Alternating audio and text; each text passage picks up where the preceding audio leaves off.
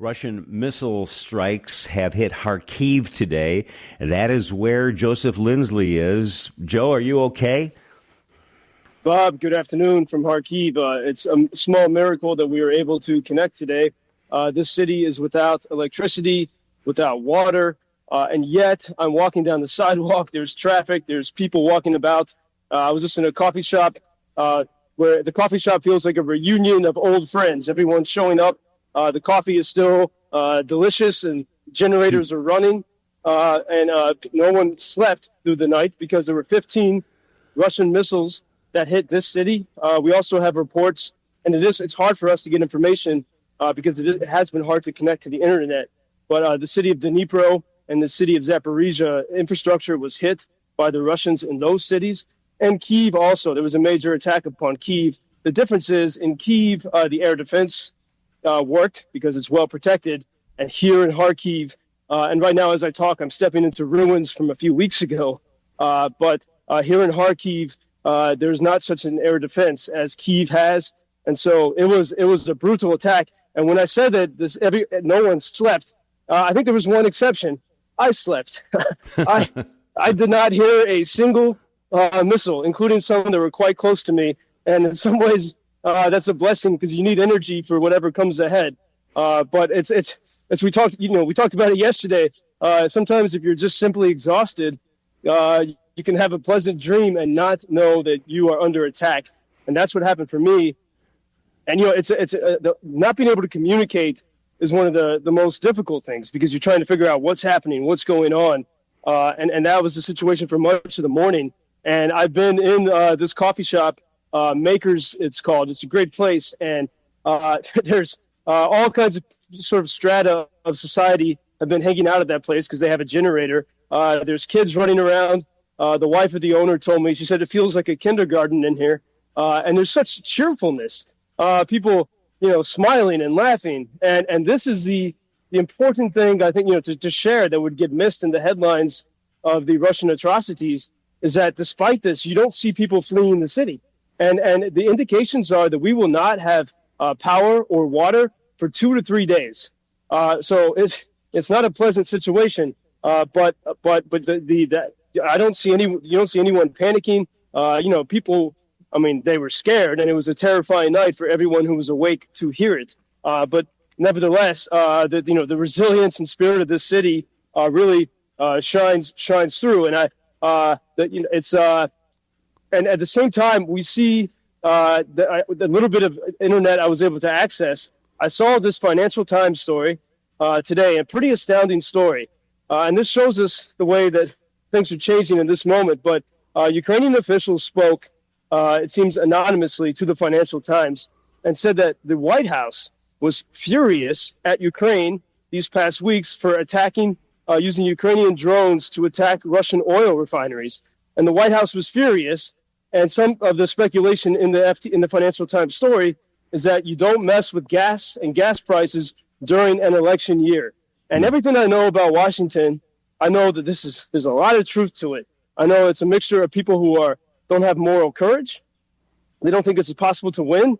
They, in their minds, they are writing off this city of Kharkiv and the places in eastern Ukraine. Because they don't understand this place. They don't realize that these people will not give up, as you plainly see today. But they are angry at Ukraine for actually using ingenuity to fight back. And I think Ukrainians, for the past 2 years, they've not been able to criticize the Biden administration at all because they were grateful for any support.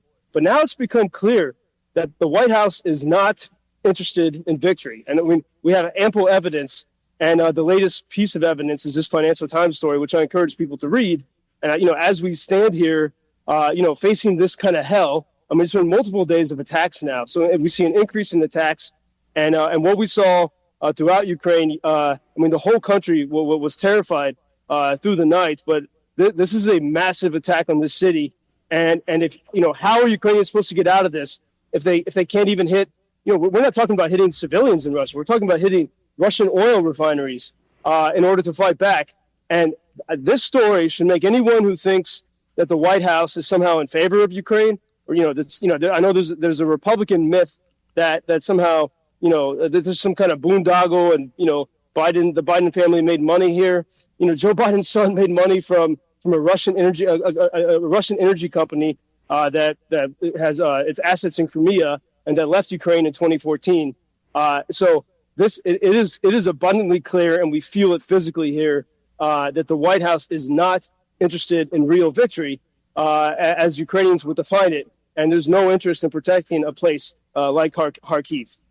I can understand your frustration, Joe, as you say, walk through the ruins there in Kharkiv. The fact that the energy infrastructure was targeted, to me, that seems amazing, because, as you've pointed out many times, they didn't do that at the beginning of winter when everybody thought they would. Why now?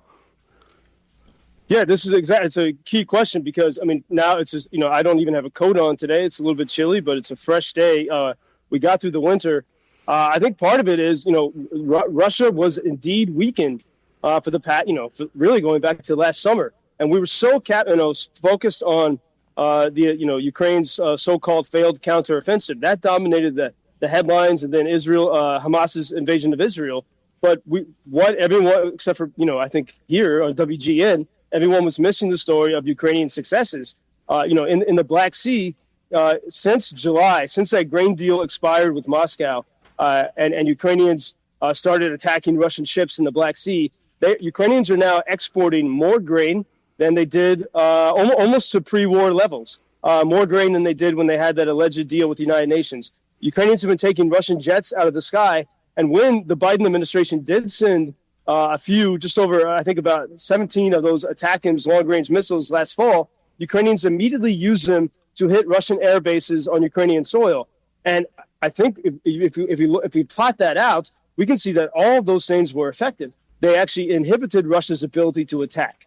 But whenever there are these windows of opportunity, what happens? Nothing. No one sends additional weapons. No one talks about it. And it gives Russia time. And that's all Russia wants. Russia, they have the bigger resources, so they can afford to take a few punches. The more time they have, they can prepare for a massive attack such as this. And we have to wonder, what is their next move? Here in this city, 30 miles from Russia, with no power for several days, the imminent question on my mind, thinking as an American, is what's going to happen next. Amazingly, as I talk with everyone in this city, there's not a sense of that. There's such, it is that spirit gives you courage. I talked to several Americans who arrived here on the train from Kyiv this morning, and they feel they're smiling here. They feel an energy, because it is an insane defiance in the face of those billions of dollars worth of missiles. This morning at a cafe, there was a group of women. I can't say the organization they work for, but they're American and someone from India and others, and they, in the dark, in the cafe, were doing their business and figuring out how they can help people here in this city. So this is the place of courage and inspiration, seeing that, the victory is possible. But I think it is very clear. Within the Trump camp, there are some people who believe in Ukrainian victory, but they're afraid. They're afraid that if they talk about it, they're going to lose the American people, and it'll be labeled as sort of pro-Biden. And then there's people who don't believe in Ukrainian victory at all. And then we have, but in the Biden White House, it is clear that they don't have the energy to say that they believe in this. And the fact that they would be angry at Ukraine for these amazing accomplishments of hitting Russian oil refineries, I think should reveal exactly what side everyone is on. Well, whichever side you're on, everyone agrees. I think the Ukraine people are amazing. What spirit. Joseph Lindsley on the streets of Kharkiv today. Joe, do me a favor when you go into your coffee shop there on the street. Go to a decaf later, because I don't want you sleeping sound. You know what I mean? I want to be able to talk to you here, and hopefully we will Monday. Okay, indeed, and I'll do. At this very moment, we are under yet another air raid alert, but I'm wide awake, and I'll endeavor to pay attention. And so here, in a day of terror and fear, still, I want to let people know there are people smiling and joking with a fierce, indomitable spirit here in Kharkiv. Thank you, Bob. Well, yeah, the people are amazing, and so are you, Joe.